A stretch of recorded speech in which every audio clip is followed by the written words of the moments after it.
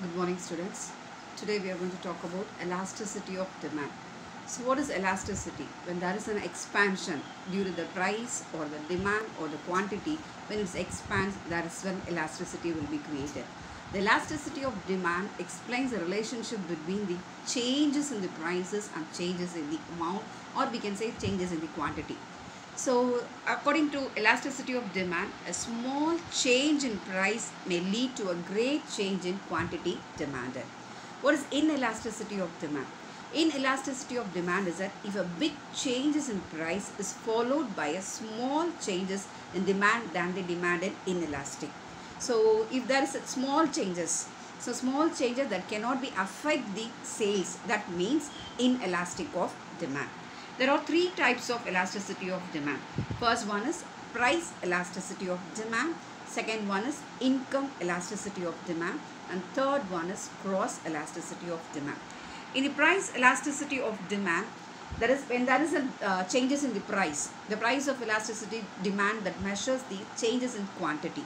So if there is a changes in price, so for example, if any commodity of that is any grocery items, there is a changes in the price, or as well as if there is no change in quantity, only change in price, there is an elastic will be framed. So the price elasticity proportionate will be called as proportionate changes in the quantity demanded of the commodity divided by proportionate changes in the price of the commodity. In price elasticity can be derived in so many ways. First one is perfectly elastic demand.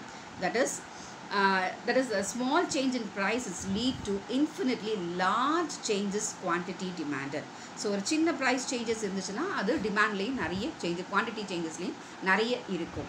So that comes a perfectly elastic demand.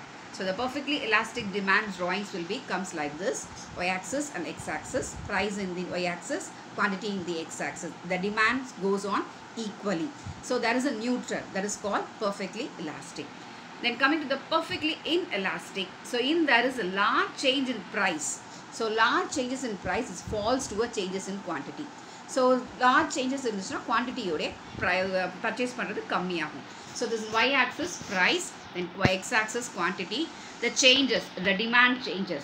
So price வந்து change ஆச்சுனா quantity cannot be அப்படி fall, price falls ஆச்சுனா quantity அதிகமாக change ஆகும். Then coming to the relatively elastic. Demand changes more than the proportionately to change in price.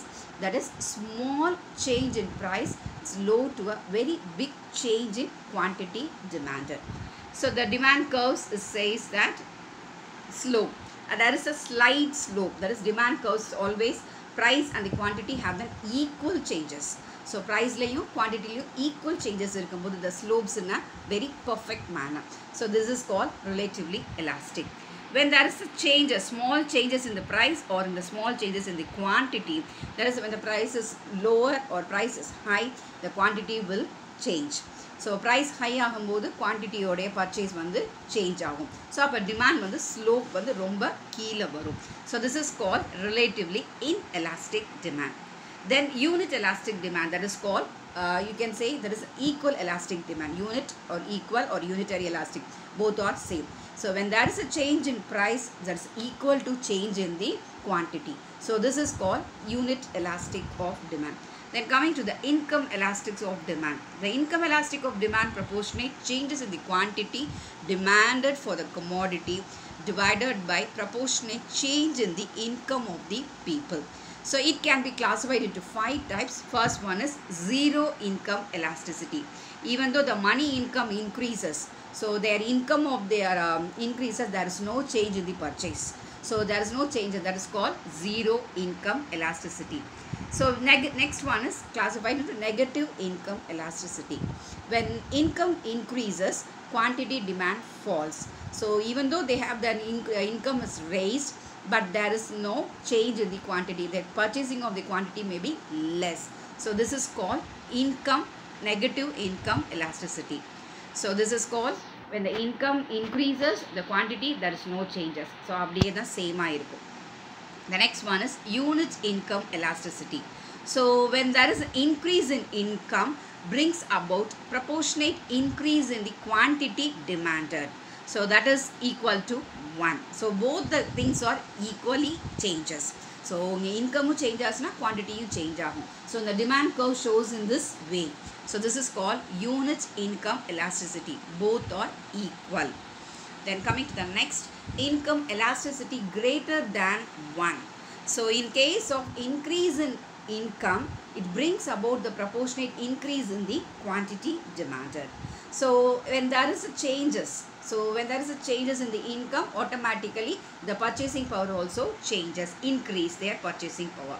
The next, coming to the income elasticity less than the unit. When income increases, quantity demanded also increases, but less than the proportionately. That is elasticity is lesser than the 1.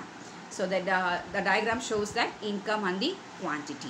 When coming to the cross elasticity of demand, the cross elasticity of demand shows that proportionate change in the quantity demand of the commodity X. There is also a proportionate change in the price of the commodity Y. The classified as first one, in case of substitute. The cross elasticity demand is always have a positive thing.